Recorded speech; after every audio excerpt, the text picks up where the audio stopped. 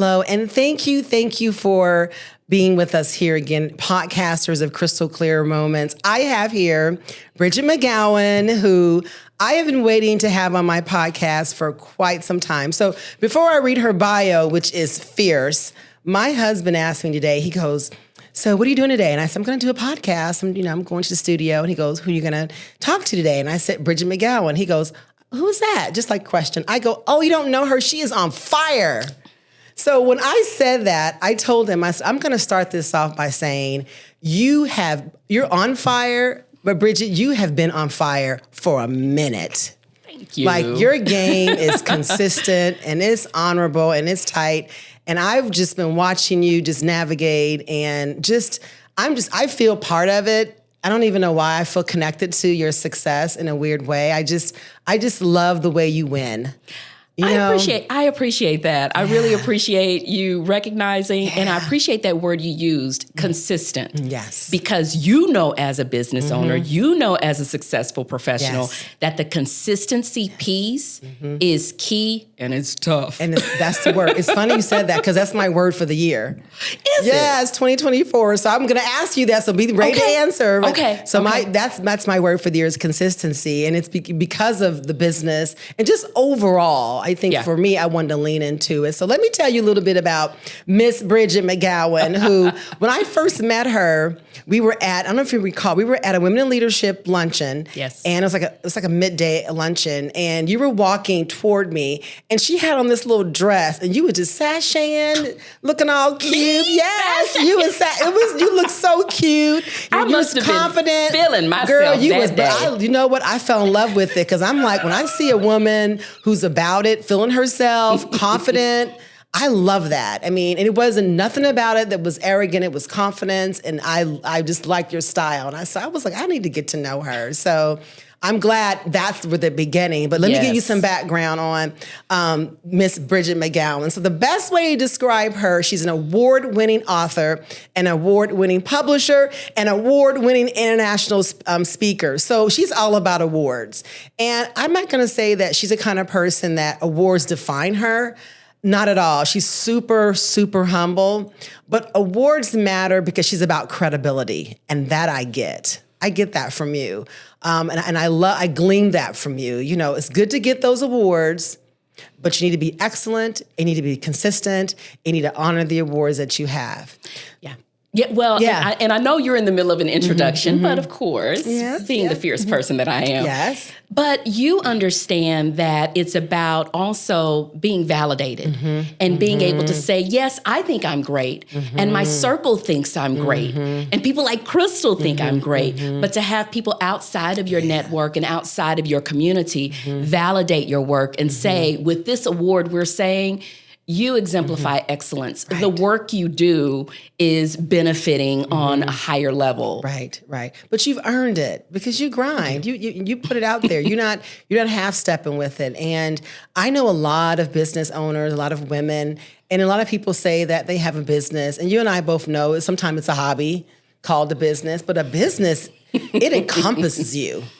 Like every day you're in the game. Yes. Like every day you're in the game of your business. So let me give you some more background. I think it's pretty impressive to share with you about Bridgett. She's been on a stage and shared stage and spaces with like President Barack Obama, Deepak Chopra. Love him. Have his podcast downloaded, listen to it all the time.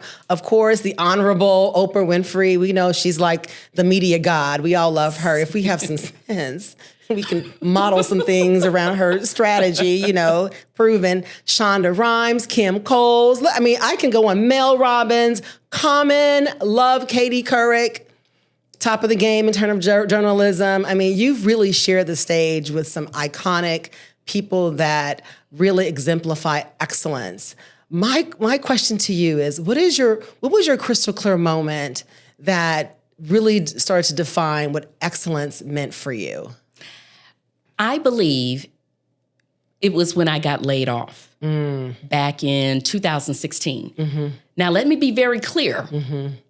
I did not know in that moment that it was a crystal clear moment. Yeah. That's how it works. Yeah. It took 5, 6, 8 years for me to realize that losing that position in corporate America really was that moment where I saw the light, if you will. Yes, yes. I had been working with this team, and we traveled the country delivering workshops and seminars and conferences and so on.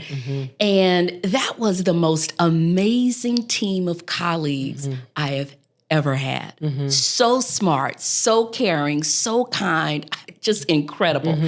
And when I got laid off, we all got laid off. When I got laid off in April of 2016, I said, there is no way I will ever find another team or another position like this. Yeah. I said, I've been speaking since 2001. I had been a professional speaker doing different kinds of engagements.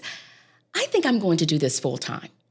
Yes. Now, I have to give kudos and credit to Kyla Givehand. She's the wife of one of those colleagues who got laid off with me, Damon. And she and I became friends, and she said, Bridgett, you should just start your own business. Oh, what? This is what I mean by back then it wasn't crystal clear. Right. Yeah. Do what? Now, she had been an entrepreneur herself, I think probably at least a decade at that point. So, of course, it was easy for Kyla to just say, you should be your own business owner. Okay, Kyla. Because that's what we do. Right. I'm sure we both do that now to people. When you identify that excellence, that entrepreneur spirit, you have to call it out. Right. So she called it out for you. Yes. And I said, okay, yeah, sure. Or as our son would say, my husband and I have a son, he says, okay, yeah, sure. Okay, he runs it all together. All together. So is it okay, yes, sure, like with an attitude, or is it okay, yes, sure, enthusiastic? It's okay, yeah, sure. Like, I'm dismissing you right now. I'm just going to go along with it. Look at that already. I'm going to use it. Yeah. I gave Kyla an okay, yeah, sure. But fast forward 8 years later, I've shared those stages with those names. I've won those awards. I've written the books. But that was my crystal clear moment. It was getting laid off and then just really taking stock of what I'd been doing professionally, personally, what I loved to do. And not just what I loved to do, but what people seem to love about me.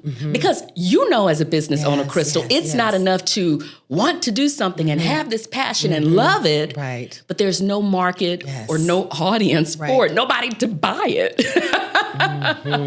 You make a really good point, and I'd love to kind of dig into it. So like you said, oftentimes when we love something, we're passionate, we feel we're good at it, we forget that part two is that others, they're signing up for you. They're plugging into your purpose. Yeah.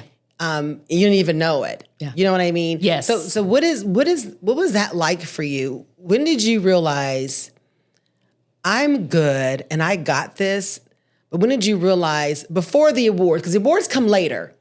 When did you realize? When was your moment, your crystal clear moment, when you said, damn, I'm good at this. People like this.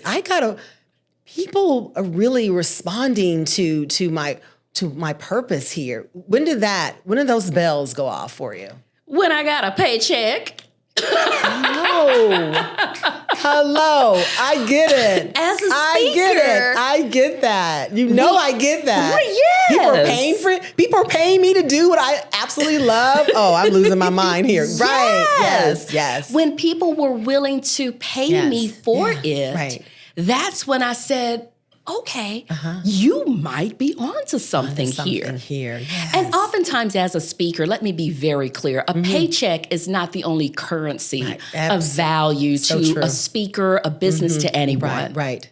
And so because of that, as I was working through my business, I created a list of things that are of benefit to my business. What other currencies besides a paycheck is going to be of value to my business? So things like family being able to travel with me to a destination. Absolutely. Being able to get the email list of the people in the audience. Getting introduced to other decision makers.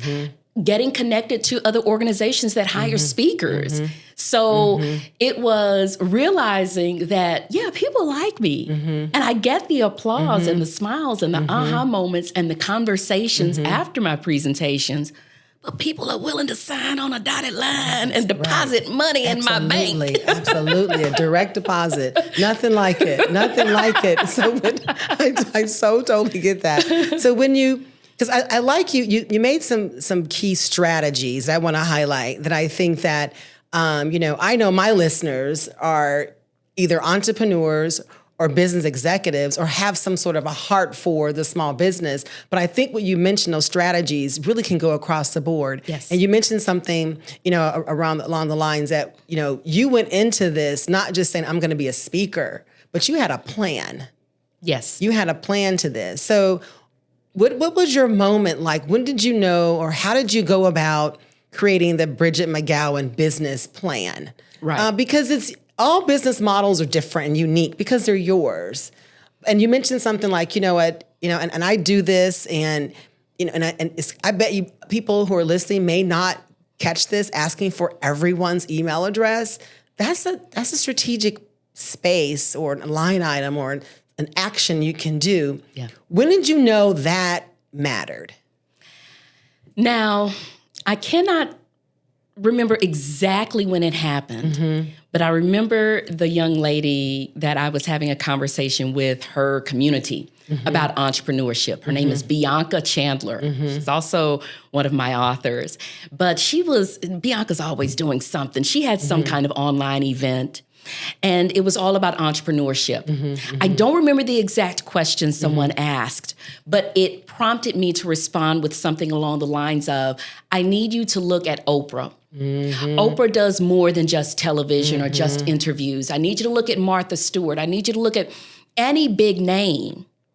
They are doing more than what they're just known for. And there's a reason for that. Maybe they have a passion for it. Maybe they've always been interested in it. But I promise you, it's a business move. Think about athletes. Their bodies are not always going to withstand the rigors of being out there on the field or on the court or wherever. And they have other plans in place. And so that answer to that gentleman's question in Bianca's online event had me, which I was already thinking about this anyway, but had me really thinking more about, well, Bridgett, what else do you do? What else are you passionate about? Right. What else do you love? What else can you go into that makes money, that's lucrative? Right. And so I started thinking about other things that connect directly to speaking. And there's this long story, not a long story, but there is a story connected to how I went from not just speaking, but then also being an author and also being a publisher. But it was all because I said to myself, what if I cannot speak for one reason or another? Right. And I was wanting to start to get, and there's been a point in my career where I wanted to kind of ease off of being on the road so much speaking. Then the pandemic hit, and we can talk about that and how it impacted every business, but especially the speaking business. Absolutely, yeah. Because people want to see. Well, we're all about live. Yes. I mean, that's what they're hiring you. And during COVID, no organization in its right mind was pulling together these large conferences that I was accustomed to going to, where Oprah's on the docket, where President Barack Obama is also a keynote speaker. There are 10, 15, 20,000 people gathered. No organization was doing that in 2020. And so as a speaker, all of a sudden, I'm like, oh my goodness. But I'd already launched the publishing company before the pandemic hit. Because like you said, there was this plan in place of how am I going to use as many of my talents and gifts as possible in order to serve people and make money. Yeah. I get, right? I know you get it. But I think there's a lot of meat here on this bone. I hope people who are really just thinking about, either you're in an entrepreneur space, you're ready to level up, or you're going to walk into it. But what I want to do, and I want people to, my podcast listeners to understand, Bridgett, you're straight up real about all of this. This is not, you're not just saying this because there's no face on here. And I'll give you an example. Remember when I called you about podcasting? And see, this is before I even launched Crystal for Moments. It was a couple years ago.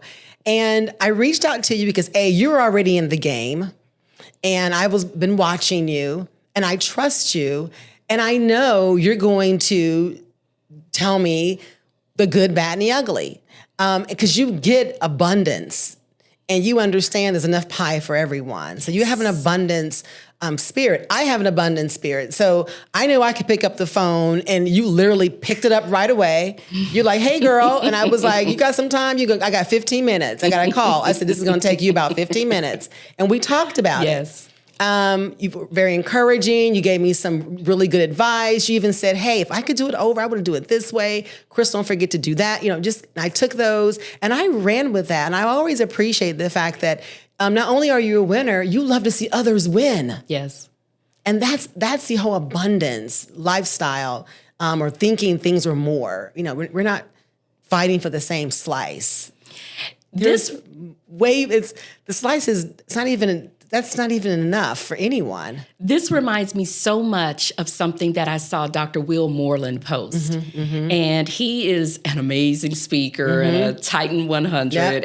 I'm fangirling, which I don't typically do, but he's just an all-around very cool man and gentleman. At any rate, recently I saw a post where it read something to the effect of, if you understand there's enough for everybody, you never get jealous, or something to that effect. Right. What do you get curious because you want to learn. Right.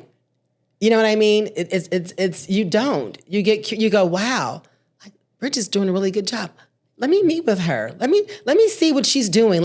How can she support me? How can I support her? How can I learn? You get curious to get better. I tell people, if I have the time, I will sit on the phone and answer any and every question you have.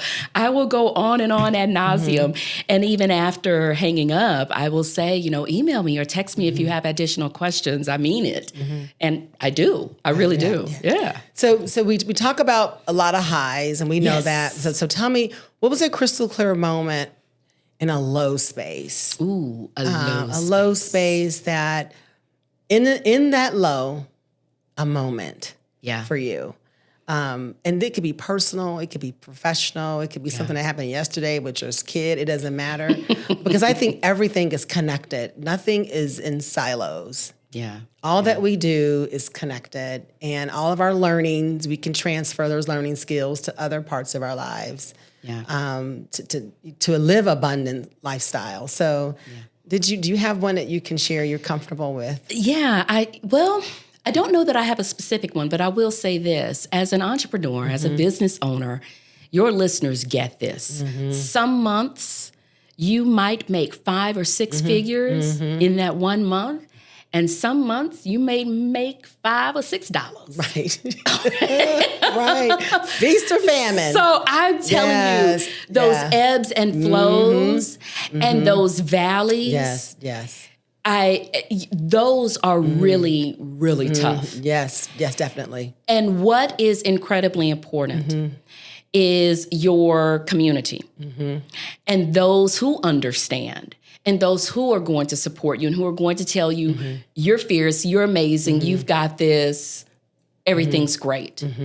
And I will tell you, my very best friend is Simone Morris. And being able to text her at any time or email her at any time and say, today sucks. And know that she's going to write back and say, yeah, my day sucks too. Let's do it together. Yeah. Let's go have a glass of wine, or let's just chit chat about it. Let's get on the phone. Right. Yes. But I mean, I think, and I already mentioned this once before, I think the pandemic certainly was a low moment because April of 2020, Crystal, was going to be a banner month for me. And I'm going to tell you, this is not being braggadocious, but the month of April had me positioned to the point where I probably could have taken off the rest of the year if I wanted to, with the speaking engagements I had lined up.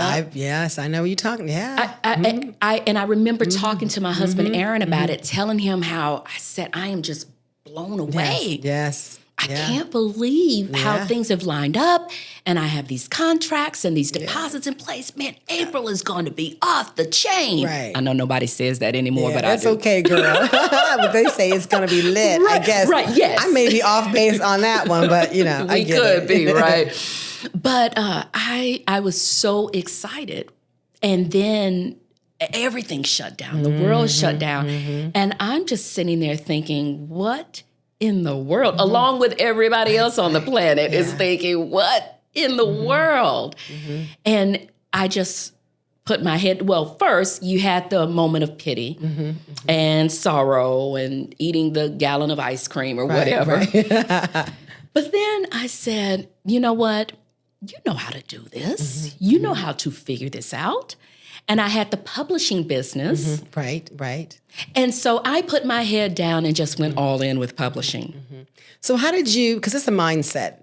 This is a mindset conversation right now. Yes. How did you, because even though your example is the pandemic, we all have our mini pandemics, right? Yes. That go on throughout life.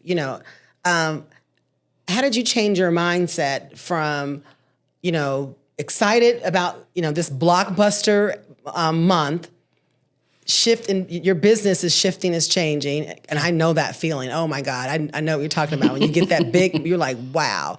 You go from that to the low. Yes. And then you need to build yourself up. In the middle of building yourself up, typically you got to come up with a new plan. Yes. Like you can't go back to the same. So how did you shift your mindset? Right.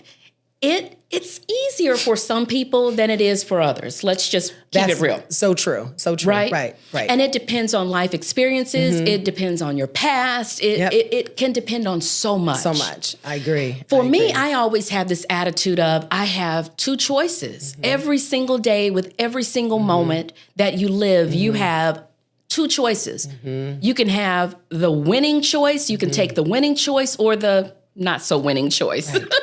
Right. And so I'm looking around, and my husband and I had always been a two-income household. Which is most American families, especially middle class and up, you almost have to. It's a necessity. Yes, it's a necessity. Yes.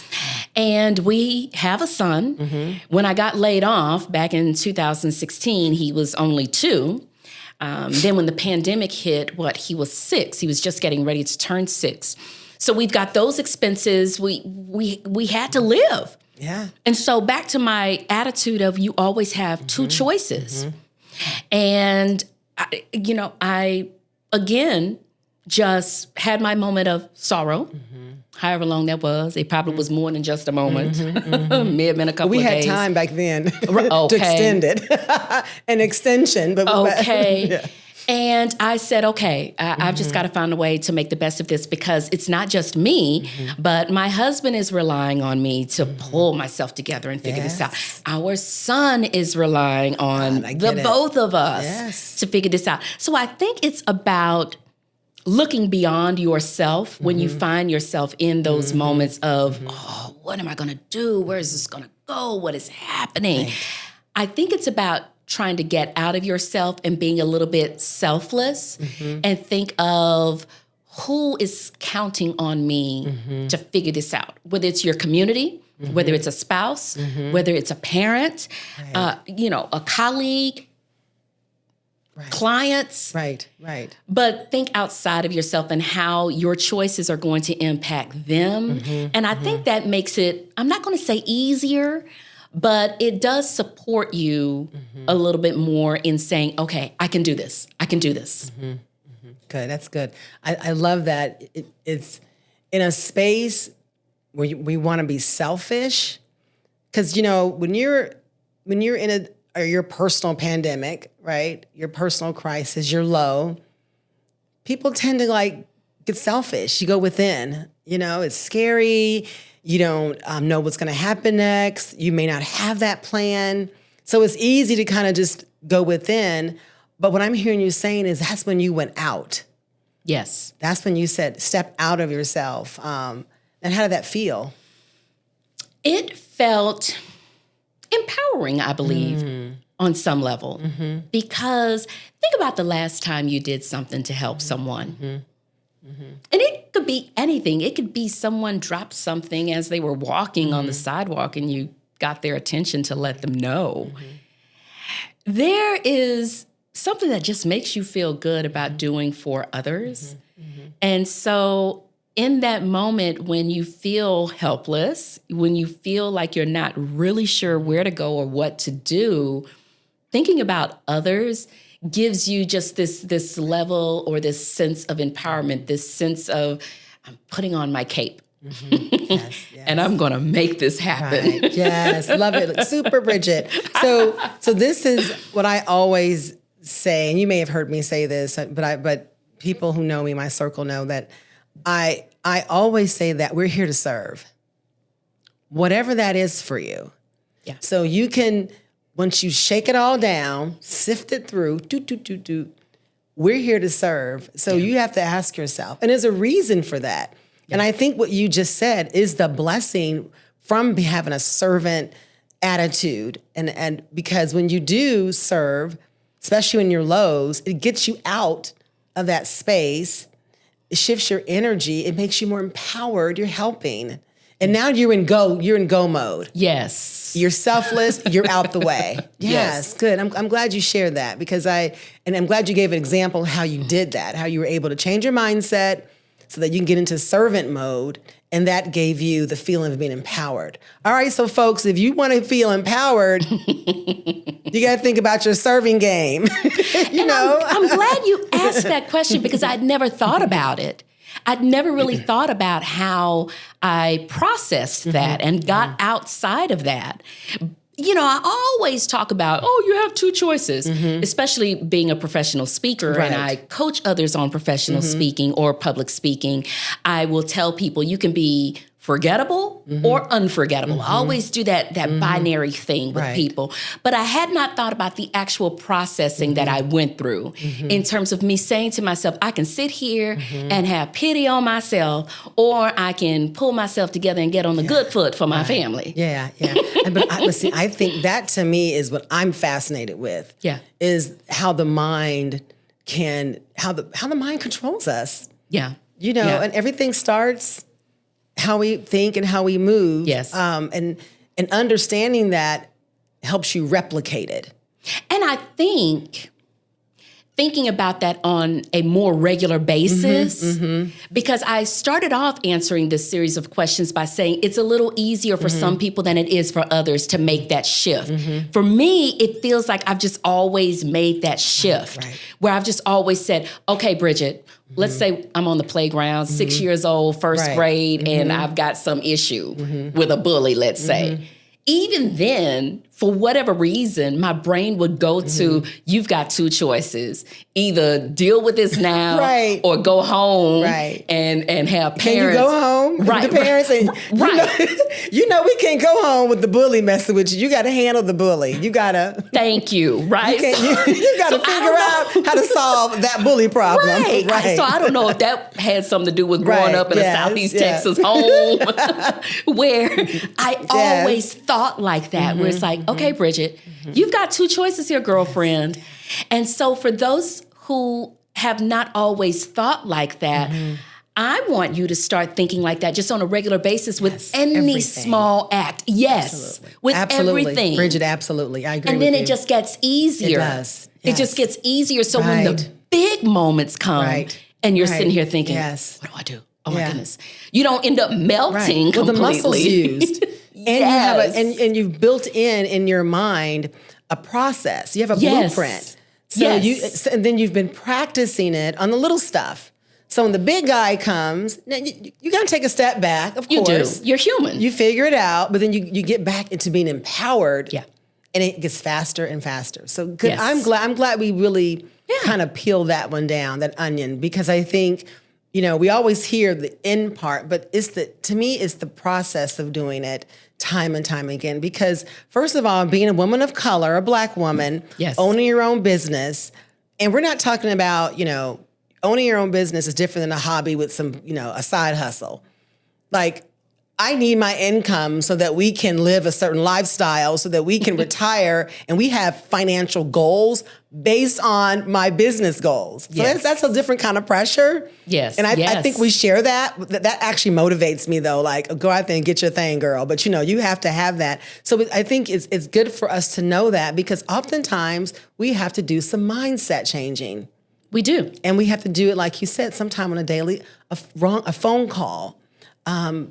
You may be excited about getting a client and they may not want you now. But I have learned now means not today. It doesn't mean they may want you later.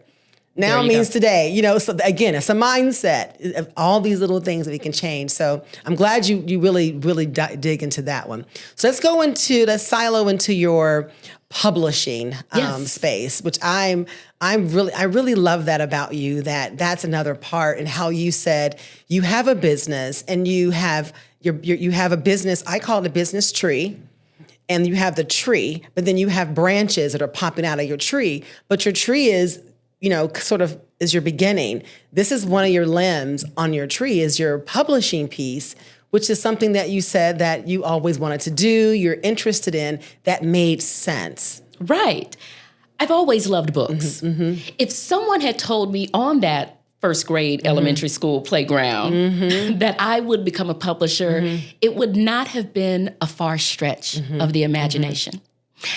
I was getting ready to present at a conference in 2019. And as I'm prepping and filling out all kinds of information and everything, one of the questions was, do you have a book to sell in the bookstore? I'm thinking, no, I don't. Now, this is a conference, Crystal, where Oprah is also speaking. She's also keynoting. There's going to be 14,000 people here.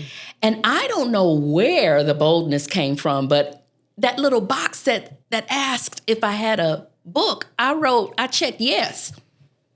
Where was the book? I've done that before. I know what you mean. Yes. Talk about manifestation. I'm telling you. I know what you're talking about. Yes. Now, the confidence, I will say the boldness and the confidence came from the fact that I did have content. Right. I had tens of thousands of words from LinkedIn articles I had written, newsletters, blog posts, and so on. So I wasn't starting at zero. Right. I had a source. Right. But I didn't have an editor. I didn't have a typesetter. I didn't have a cover designer. So I am scrambling, finding all the people and figuring out everything that comes along with publishing a book. And I got it done. I got it done in record time. I get to the conference, Crystal. I go to the convention center. It's in D.C. And I go to the conference bookstore and it's on the shelf. And I'm thinking, girl, look at you. And then the next day, I deliver my presentation, tons of people in the room, everybody's happy, presentation ends, people start leaving the room, a lot of people line up to talk with me afterwards. That's typical. That's typical, yeah. But then people started trickling back in, Crystal. They're coming back in the room. That's what I thought. But they don't have books in hand. So I'm thinking, I have nothing left to give. What do they want? You want? I've done a presentation. And after presentations, you are so done. Like you are done. I get that. Tapped. You are tapped out. You are tapped out. Yeah. They line up and they said, Bridgett, your book is not in the bookstore. Oh, right. The look that you have on your face is the look I had on mine. I said, what are you talking about? That book is there. I flew here from Phoenix yesterday. I got off the plane. I came straight here. I went. The book is there. I even stopped by on my way to my session today. Took a selfie with the book in the background. That book is in that store, Crystal. They let me get my spiel out and they said, it was there, Bridgett, it's sold out. Do you have extras on you? Look at you. And that was in May of 2019.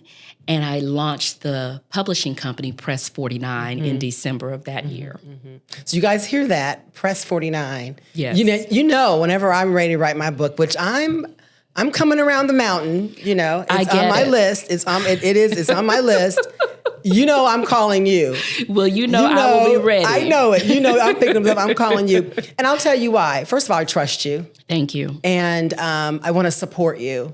Because again, I want you to continue to win. And I see your work. And that's important to me. You know, at the end of the day, even though you're cute and fun and all that, but your work is excellent.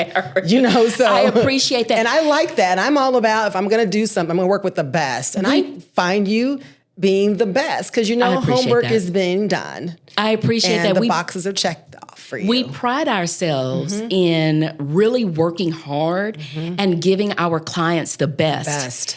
Not one, not two, but three different editors' set of eyes. We'll look at your manuscript before it's published. I'm going to need all three. You know I'm going to need all three. I'm going to need all three. I'm okay with that. As a matter of fact, before we started today, I was texting one of the editors. We're working on multiple projects that I'm very excited about. Yay, good. I love hearing that. Yes. But yes, we're ready. We're here. Press 49 has you covered. All right, good. Yes, and not just me, others. And I have personal friends who've used you and who just love the work. So I'm not I'm supporting, supporting you, but excellence is really sort of leading this, leading the way in this particular space. Well, all that you do, which I respect. You wouldn't be on my podcast if I didn't see you as excellent. Because my listeners deserve the best. I appreciate that. And I just need to be candid about that. I just only want them to have the best. So as we wrap up, because you have jewels, and I want you to share. What are the three crystal clear moments, or three things that just are driving you currently in this current season of being a business owner, an entrepreneur who's ready? I'm getting the sense you're ready to take your great to greatness. Yes. What are the three things? Right. Wow. That's a fantastic question. Three things that are driving me are wanting to get the amazing work of other people out into the world. Nice. There's enough. Everything for everybody. Yes. I know. We have to say that because we get roadblocks. Yes. People still want to hoard. Yes. Yeah. So I'm glad you say that we need to continue to share abundance. Yes. So it's really continuing to work with authors. That drives me. And the amazing projects that land on our desk, that excites me. Oh, we have titles coming out this year, or titles that are coming out in 2024 that just have me on the edge of my seat and so excited. Can you share one? Absolutely. Okay, share one. Let me tell you. One that's coming out, we revealed the cover to the author in March of 2024, and this was his reaction to the cover. And this man is put together, educated. He is worldwide. He is amazing. Yeah. Wowie kazowie. He said wowie. Now, when you broke it down to a wowie kazowie, that's a lot. That's a lot. Wowie kazowie. Yes. Yeah. And he's a cool, dapper, kind of a put together, and you got all of that. All the things. That yummy. Yes. To say. Wowie, because I can't wait. I cannot wait. So the title of the book is Kamala, the Motherland, and Me. Ooh. I'm just nosy. That makes me want to open up the book, right? Isn't that like a ooh? Just seeing the cover without the title on it will make you say, I need to add that to my cart. So that's one. A second one that's coming out is by Dr. Khalifa Oliver, and it's entitled, I Think I Love My Job. One of the editors, as a matter of fact, the one I was messaging before we started our conversation, was carrying on and won't stop carrying on about how wonderful the book is. That's good. And then there are a couple of others that are coming out. I'm very excited. I haven't talked much about this project that's coming out, and it's because it's one of mine. Okay, well, I'm one of those people. I talk about other people. Yeah, but it's like, this is your moment. Not that I have an issue talking about myself, but I like shining the light on others so much more. Well, that's why you givers get. You have an abundance that comes your way because of that. So continue it. But right now, I kind of want to know about you. Our first children's book, because I always test out new services on myself first before I go. out trying to get other people on board. Our first children's book is What's Worrying Darwin? It's very cute. It's a book that celebrates the fact that we are more alike than we are different. Very nice. And it's Yes. written by both Yeah. me and my husband's son. Oh, I love that. So, I love that's a yeah. family project. It's so cute. That's really good for him to. When your family partners with you, when your kids especially partners with you with your business, it creates that legacy. Yes. It's the beginning stages of the legacy, the footprint, because you never know. This could be.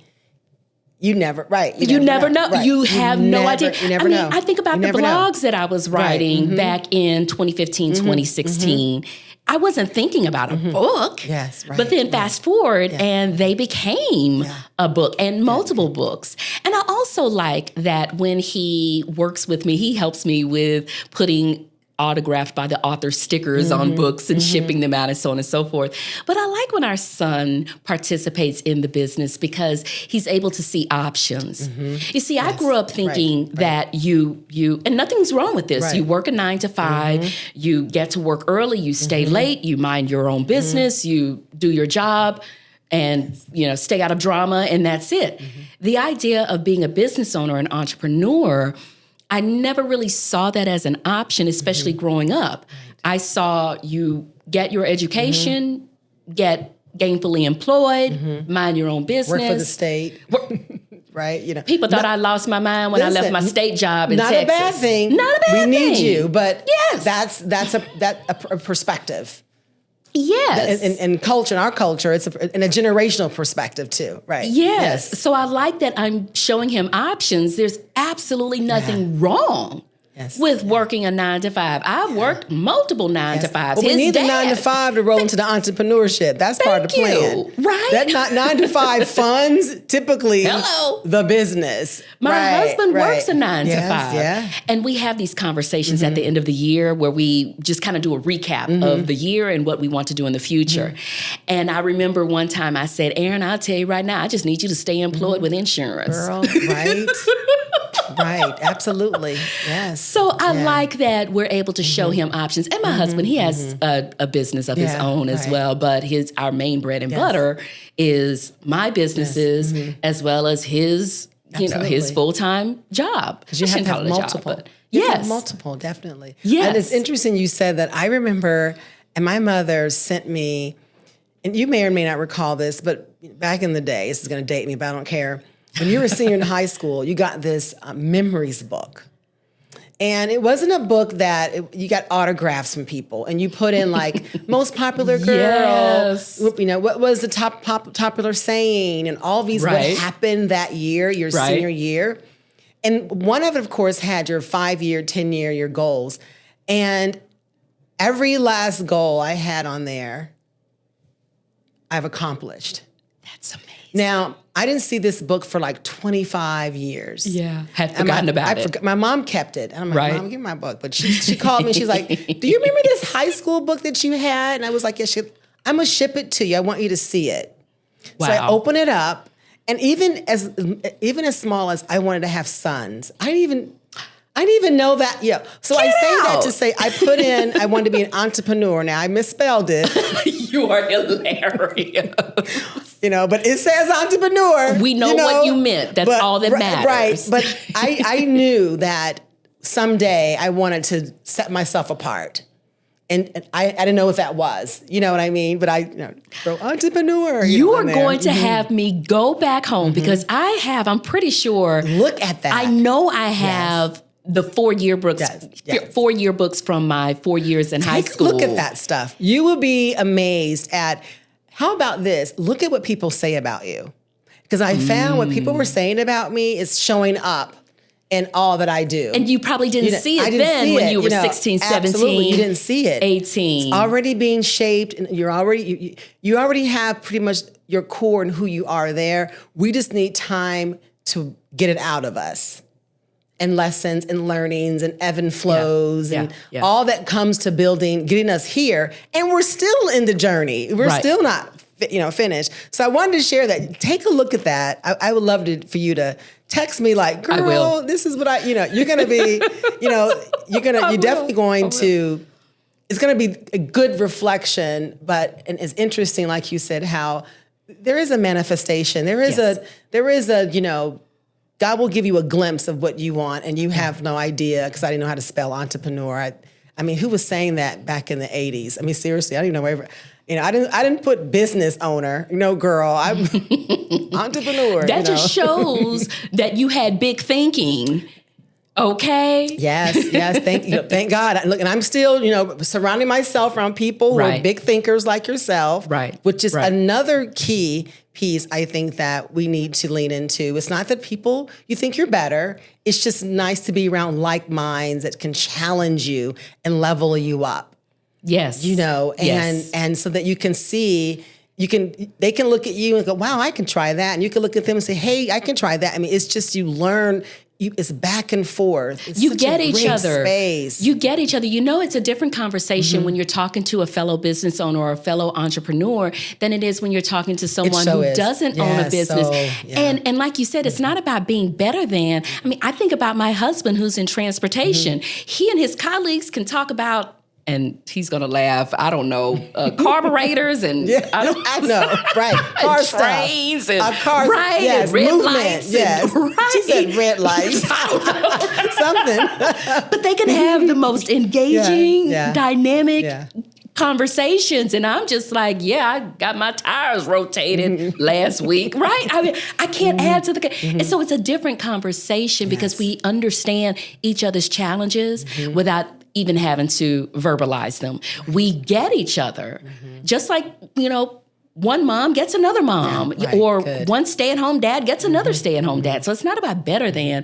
It's just you can speak the lingo with each other and get it. Yeah, you get it. And that's nice in a world where they're trying to not let us get it.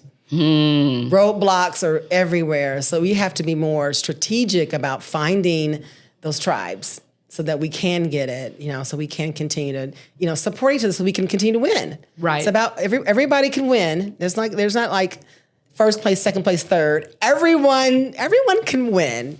Everyone can win here. So as we wrap up, yes, I have one question for you. So do you have like a word for the year? I mentioned it earlier. Yes. And something, if you don't, it's cool, but do you have a word that's sort of speaking to your spirit that you want to lean into for this year? I am stealing my son's word, and I think I should use it too. So he had to choose a word for the year at school. And his word is, I can't remember if it was confident or confidence, right? And so I am going to share that word with him. One, because I want to support him. But two, I think as you continue to grow as a business owner, you don't want to get comfortable and just stay there. And you need that confidence to push out of the comfort zone and to do things that maybe you never thought were possible, or to go places, speak at that conference, submit that proposal, talk to that other business owner, get your name said and spoken in rooms that you didn't realize.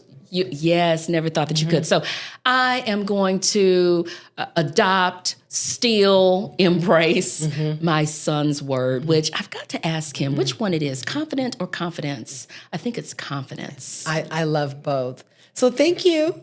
Miss Bridgett McGowan, for being here, my friend who is just forever growing. If people want to reach you, how do you want them to reach out to you? Connectwithb.com. That's B as in Bridget, connectwithb.com. Keeping it simple. Connectwithb.com. There you go. Thank you, sweetie. Love you. Appreciate you. Thank you. Love you more.